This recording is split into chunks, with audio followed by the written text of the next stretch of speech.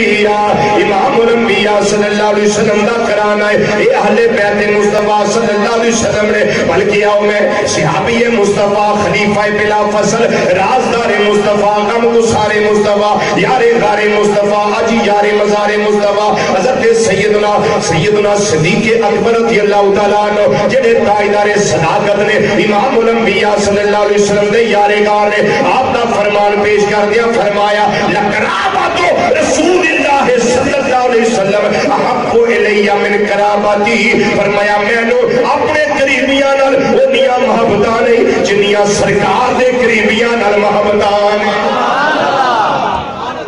آئی تیری آواز ہوئی تھی نہیں؟ کیا بات، سبحان اللہ، کیا بات۔ ایک گل سمجھ آئی جی؟ سبحان اللہ۔ اے تاجدار صداقت رضی اللہ تعالیٰ دی مک دی مکاندی گل۔ سبحان اللہ، حق ہے۔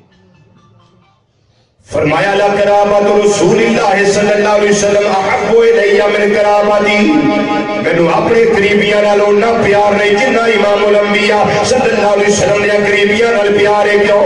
نبی کریم صلی اللہ علیہ وسلم دی زبان فیض ترجمان وچوں انہاں غلامان مصطفیٰ صلی اللہ علیہ وسلم نے شاناں سنیاں نے، میرے علی دی شان آئے، سیدہ کائنات دی شان آئے، مولا حسن دی شان آئے، مولا حسین دی شان آئے۔ اس واسطے اللہ دا قرآن بولیا، رب العالمین نے فرمایا انما یرید اللہ لیذہب عنکم الرجس اہل البیت ویطہرکم تطہیرا۔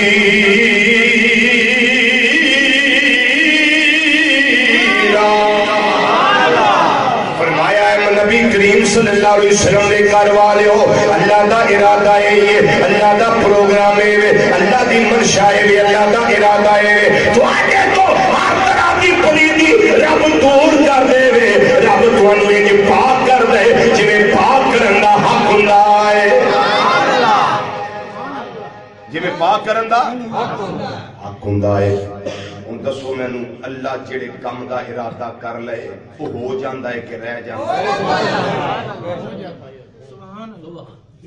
اللہ جڑے کم دا ارادہ فرما لے وہ کم ہو گیا ہے یا رہ گیا ہے۔